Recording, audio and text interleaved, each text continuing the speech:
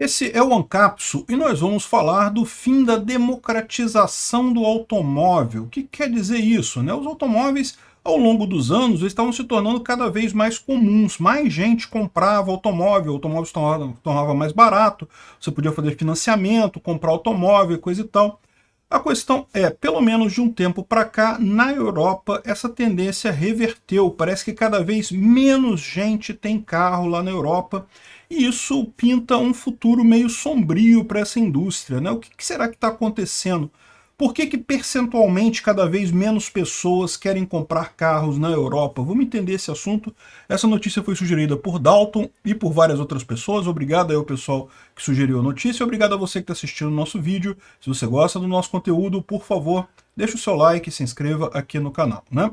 O automóvel não é um item que é necessário para todas as pessoas, tá? Dependendo de onde você mora, eu, por exemplo, já há muito tempo vivo sem automóvel, por opção minha, moro aqui no centro do Rio, então é rápido para mim, qualquer coisa que eu queira fazer aqui, é muito difícil eu precisar de um carro. Quando eu vou fazer uma viagem, fazer alguma coisa, eu alugo o carro, então não é uma coisa necessária, mas eu reconheço que o meu caso é um caso particular. Na maior parte dos locais do mundo, você ter um carro é uma necessidade, você precisa ter um carro para você se deslocar e coisa e tal. E como isso é uma necessidade de um monte de gente, o que vinha acontecendo com o tempo é cada vez mais as pessoas comprarem carros, você ter uma sociedade com mais carros andando, né? Mas lá na Europa eles fizeram essa pesquisa chamada Automobile Barometer 2023, que justamente foi feita pelo banco BNP Paribas, que mostra que os consumidores estão enfrentando dificuldades para comprar o carro. Então repara, o que eles estão falando aqui não é que as pessoas precisem menos de carro, que as pessoas, não quero ter carro, não preciso ter carro. É lógico que tem esse tipo de coisa, tem lugares na Europa também que você mora perfeitamente bem sem carro. Então essa pesquisa que eles fizeram aqui são aquelas pessoas que precisam de carro, que elas não moram num lugar fácil de você acessar, então que elas têm que pegar transporte público, têm que pegar uma condução, então na verdade elas gostariam de ter, realmente elas precisariam ter um carro ali naquela região, e nós estamos falando de Europa, então a gente está falando de pessoas que têm uma condição financeira muito maior do que aqui no Brasil na média, né? E segundo essa pesquisa feita em 18 países, com cerca de 17 mil entrevistas, parece que está havendo o fim da democratização do automóvel. Então isso é outra coisa importante, eles falam que nos Estados Unidos não tem esse problema, aqui no Brasil eu não sei se tem ou não, esse problema é da Europa. A Europa está aumentando, ou melhor, está diminuindo o número de carros de forma proporcional à população. Você tem um aumento de uma população que quer ter carro, que precisa de carro, e que não consegue comprar esse carro na Europa simplesmente porque os preços estão muito caros. E aí você fala, pô, caramba, né? Que coisa meio estranha isso daí, mas é o que eu falo para vocês. Isso daqui é consequência direta da preocupação com as mudanças climáticas e cláusulas ambientais, esse tipo de coisa. Esse tipo de coisa, no final das contas, acaba impactando no preço das coisas, não tem como evitar, né? Ele fala aqui ó, que o que está acontecendo na Alemanha e na França, os dois países mais ricos do velho continente, onde o poder de compra ainda é elevado, 20% dos consumidores acreditam que o carro se tornou uma prerrogativa dos ricos. É só rico que pode ter carro agora. O preço do carro subiu tanto por conta dessas regulamentações que o pobre não pode mais ter carro. E é o que eu falo para vocês, no final das contas, essas políticas climáticas são absurdamente contrárias a pobre, machucam muito o pobre. Não, o rico não tá nem aí, nem sente nada, mas o pobre sofre muito com isso, né? Cidadãos com menos recursos e até mesmo da classe média costumam manter o carro usado por um bom tempo. Compra aquele carrinho, meu amigo, segura o carrinho aí 10 anos, 20 anos e vai em frente. Enquanto isso, executivos bem remunerados e famílias ricas geralmente já andam em carro elétrico de última geração e coisa e tal. É exatamente o que está acontecendo lá na Europa, né? É o que eu falo, é um luxo, e um luxo que não necessariamente faz diferença, porque no final das contas a energia elétrica, do jeito que ela é gerada hoje, ela não tem nenhuma vantagem em relação ao carro a combustível, né? Na opinião de partes europeus, o carro está se tornando um produto de luxo. É o que está acontecendo. Aí vem o motivo, por que está se acontecendo isso? Por que o preço parou de cair? Bom, um dos principais motivos para isso foram o preço dos carros novos. Na Alemanha aumentaram quase 60% nos últimos 10 anos. Muito mais do que o crescimento da renda bruta familiar. Subiu 60% nos últimos 10 anos. Agora, por que subiu isso tudo? O cara vai dizer aqui, olha só, Boa parte disso se deve às exigências de desenvolvimento de modelos mais eficientes energeticamente, devido à tal da sustentabilidade. Aí depois ele emenda uma coisa aqui que, sem perceber, ele não percebe isso, mas é o mesmo problema. Aqui, ó. Mas isso também contribui para aumentar os lucros da maioria dos grandes grupos automobilísticos. E aqui entra a outra parte.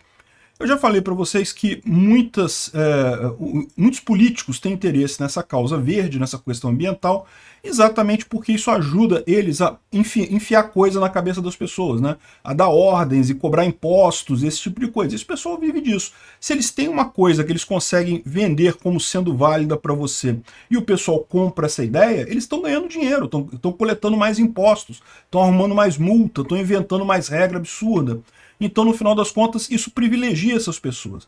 Mas tem um outro grupo que se privilegia disso daí e que não se pode desconsiderar, que é justamente o mercado automobilístico. Você fala, não, peraí, não é não, porque esse pessoal não se privilegia, eles têm o carro deles a gasolina, como é que eles podem estar se privilegiando a isso? É o que eu falo para vocês. O que acontece quando você aumenta a regulamentação em qualquer coisa? Você concentra o mercado. Com menos regulamentação, você tem mais concorrência no mercado, vai ter mais empresas competindo pelo mesmo mercado. Mercado com maior oferta, maior concorrência, o que acontece? Os preços caem. E isso é aquele truque mais velho do mundo, é quando o empresário começa a pedir ajuda para o governo regulamentar a indústria dele. Por quê? Porque os grandes produtores, eles sofrem com essas regulamentações, eles também têm um custo ali. Mas para eles o lucro é muito melhor, por quê? Porque isso mata a concorrência. Aí você acaba com um país com meia dúzia de montadoras de automóvel, se tanto, e essas empresas todas agora têm só aquele nichozinho ali que eles competem, são muito menos empresas, eles conseguem uma margem de lucro maior. É evidente, toda regulamentação aumenta o lucro das empresas maiores no mercado. E isso é uma coisa que no final das contas acaba prejudicando a população. Por quê? Porque a população agora, como tem menos fabricantes de carros, menos alternativas no mercado, acaba concentrando a compra naqueles poucos ali, aqueles poucos, como não tem menos concorrência, o preço sobe, meu amigo. Essa é a ideia. Então, no final das contas, eles falam aqui, ó, que isso contribuiu também para aumentar os lucros da maioria dos grandes grupos automobilísticos. Exatamente. É a mesma coisa, se não mudou de um assunto para o outro, né? Tem o custo de você implementar essas medidas absurdas de energia e coisa e tal, de mudança climática, essa baboseira toda, e ao mesmo tempo isso aumenta o lucro dos grandes produtores de carro, porque com muita regulamentação você mata os pequenos e acaba ficando só os grandes. Essa é a grande coisa que está acontecendo lá. E no final é isso, o que estão dizendo aqui é que cada tempo que passa, mais pessoas percebem que ter um carro é muito caro e coisa e tal. E é muito caro mesmo, viu? Eu percebi isso. Quando eu parei de ter carro, que eu vendi meu carro, eu nunca comprei outro depois disso, rapaz, é uma tranquilidade, porque não tem mecânico, não tem PVA, não tem um monte de custo em cima disso daí. Enfim, no final das contas, é o que eu estou dizendo, virou um custo muito grande esse negócio. E também tem isso, os impostos em cima da indústria automobilística são muito grandes na Europa, tal como aqui no Brasil, o que acaba diminuindo a chance das pessoas comprarem carro. No final das contas, o governo, e principalmente essa política de mudanças climáticas, não sei o que lá, sustentabilidade, no final das contas, tudo que isso faz é tirar mais dinheiro da população, é empobrecer ainda os mais pobres, negar a quem é pobre a capacidade de ascender socialmente. Para quem é rico não é problema. O Leonardo DiCaprio continua andando com o iate dele lá, gastando diesel à vontade, não tem problema nenhum. E quando reclamam, eles falam, não, mas eu contratei uma empresa de replantar floresta e coisa e tal. Essas empresas tudo fajuta, que não replanta coisa nenhuma no final das contas. A gente sabe que esse mercado de carbono é uma piada completa, isso. Então, no final das contas, acontece isso. Eles usam essas medidas, na verdade, para trazer lucros para o governo e para as grandes empresas, e prejudicam os mais pobres. E, infelizmente, ainda tem muita gente que cai nessa lorota. Veja, eu não estou dizendo que não existe mudanças climáticas ou aquecimento global. É óbvio que existe. O que eu estou criticando aqui são essas medidas tomadas pelo governo contra isso. O governo não tem como resolver esse problema. Então, quando ele te vende que tem que regulamentar os carros, tem que fazer isso, tem que fazer aquilo, ele está te enganando, está mentindo para você. Nada disso faz diferença no final das contas. Obrigado por assistir o vídeo até o final.